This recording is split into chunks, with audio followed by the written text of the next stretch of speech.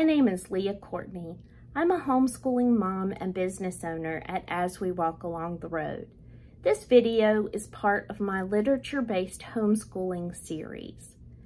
And in this video, I want to talk a little bit about some of the concerns or myths about literature-based homeschooling.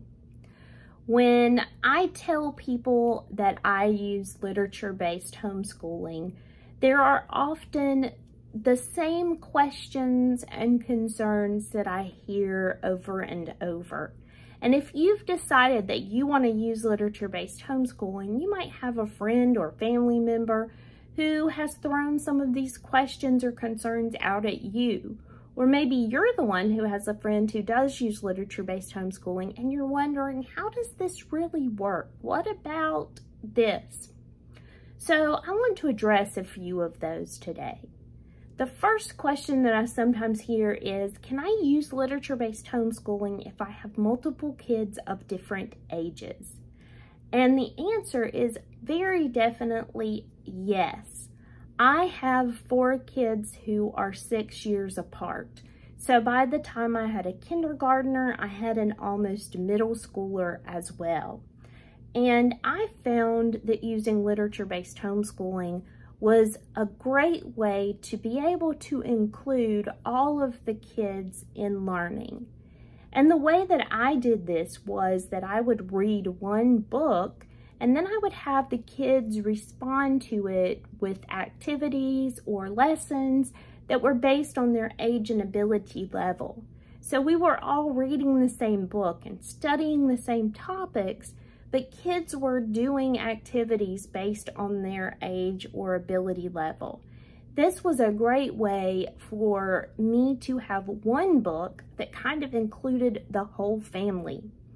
When my older kids got a good bit older, high school age, then they typically branched off on their own and they used their own curricula. Some of them have used literature-based curricula all the way through high school. I have my son who was not a big fan of literature-based curricula, who decided to go a more textbook, workbook approach through high school, which was fine. But up through middle school, I was able to include all the kids with the same books and the same material, but they were able to branch off and do activities based on their age or ability level. So yes, you can definitely use literature-based learning with multiple kids. Another concern that I often hear is, what about gaps in learning? And usually what people mean when they refer to this is they imagine that learning is like this spectrum or a checklist, and that you start in kindergarten and there are all these different things along the way that your child should learn. And so the concern is, if I don't teach in the same way that a traditional school does, what if my child has gaps in this checklist, in this imaginary checklist, and they don't cover everything in this imaginary checklist? So my answer to that is several things. First of all, I was a school teacher before I had children and began to homeschool. And I know that as a traditional school teacher, kids are going to have gaps in their learning. For one thing, a teacher can't possibly cover everything in every book all year long. So there were very few school years that we actually covered all the material in every book. And I know that was true with teachers of all the grade levels. Also, your child can miss sections of learning even if they are in a traditional school, because that teacher is not going to stop and catch your child up. That teacher has to stay on track for the school year. So if you have a child who gets to a math concept and they're really struggling with it and they just can't get it, too bad, because the teacher's going to move on, because that's what she has to do when she has a classroom of 20-something kids. And so it's very likely that your child could have gaps because there are going to be things that they didn't catch up on. And teaching just moved along because that's what you have to do. So from that perspective, there's going to be gaps in every single kind of schooling that you try to do, whether it's online schooling, whether it's full homeschooling, whether it's traditional school. It's very likely that your child is going to have gaps in learning. But the second thing is that whole idea of a spectrum or a checklist is not really an accurate way to think of learning. The fact is that you are not going to be able to teach your child everything, no matter what kind of schooling you put them in or have them be a part of. If they are in a traditional school, if they're learning online, if they are learning from online live teachers, if they're learning just from you in your homeschool, your child is never going to learn some entire body of knowledge that's going to encompass everything. That isn't realistic. Instead, what your child needs to learn is how to learn. They need to learn some basics like how to read and comprehend, how to find information that they're looking for, how to do basic math that's going to help them get through everyday life. And then beyond that, all they really need to know is how to learn. The other things that we teach, many of them are things that are going to be forgotten as kids get older. Can you remember everything you learned in history in 5th grade? Very likely not. If you can, then you probably have some special skill. Most of us can't.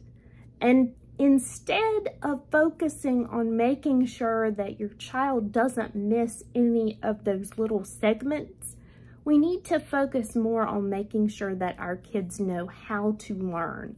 And literature-based homeschooling is a great way to do that, because your child is learning to read and to comprehend. And that is one of the most important parts of being able to go on and learn independently as they get older. Another concern that I sometimes hear is, well, do I need to have textbooks or workbooks too? Like, is it really enough to just read maybe a historical fiction book and say that that's our complete curriculum? So my answer to this would be that yes, it's just enough to read that one book and then do all of these activities with it and call that your complete curriculum. Usually, as a part of the different activities that you're doing, you're going to be learning information in a variety of other ways as well. So take the example of Charlotte's Web as a literature unit study. If you are going to read the book Charlotte's Web and then you're going to dive into ideas like learning about pigs, learning about spiders, learning about farms, then you're going to be researching those topics and finding out about them in some way. You might do that by reading a nonfiction book, not necessarily a textbook, but a nonfiction book. You might do it by watching videos. You might do it by researching articles online. So you are going to be using some other resources, maybe a textbook, but it doesn't have to be a textbook, but those things are not necessarily required. So in other words, if you're using a series of historical fiction books to learn American history, no, you do not have to feel like you also have to be reading an American history textbook along with it. You can be using those historical fiction books and reading through, and there will probably be activities and things that you're doing along with that, but you do not have to have textbooks and workbooks in order to call this a complete curriculum. Another question that I often get is, how can I track what we're really learning? So this largely depends on your homeschooling laws where you live. Some of us have a lot more freedom and flexibility, and some of us require much more close, structured accountability. In the state where I homeschool, we are not required to submit any kind of records. We are required to keep some sort of record of progress in our own records. So we are supposed to have some type of either portfolio assessments or tests or exams. We're supposed to have something that measures progress, but we keep that independently. That's not something that we necessarily have to submit to anybody in a legal sense. Some states I know are required to have much more strict record keeping. So if you are using literature-based learning and you do have to have more strict record keeping, I would suggest that you can do that by recording the things that you're learning, not just by listing the book that you're reading. So in other words, if you were reading Charlotte's Web, again, as an example, you wouldn't just have Charlotte's Web listed on your materials. You would break that down into all of the different subject areas that you're going to be covering with that book. And you could even list the materials that you're going to use with each of those subject areas. That way you have a very complete record of what exactly you're learning and doing. Another thing that I like to do personally when I use literature-based learning, in addition to keeping some type of lesson plan, I also like to keep a lesson journal. So this is where I'll just across the top list the subjects. Down the side, I'll list Monday, Tuesday, Wednesday, Thursday, Friday with the dates. And then I will write under each subject what exactly we covered for that subject for that day. So reading Charlotte's Web on Monday, in language arts, we might have kids writing descriptive words like Charlotte did in the spider's webs. So under language arts, I'm going to list descriptive words, adjectives, or adverbs if we learn those specifically, or just if we learned them as descriptive words. Then we might be studying pigs. And so under science, I'm going to record what we studied about pigs and any materials that we used to do that. Then maybe for social studies, history, we are going to be looking at the 1950s state fairs because that's what Wilbur went to when he won his blue ribbon. And I'm going to list exactly what the subject that we're talking about, 1950s state fairs, and then I'm going to list resources that we used to learn about that. So it's a journal that shows exactly what we did for every subject for every day. So that's a way to make sure that you're keeping complete enough records if you have to have those to turn in. And then another concern that I often hear is, how time-consuming is it going to be for me to use literature-based curricula? Because this really sounds like it might be a lot of work. The answer to that can be different depending on the resources you choose to use. In the next video in this series, we're going to be talking some about creating your own literature unit study versus using an already prepared literature unit study.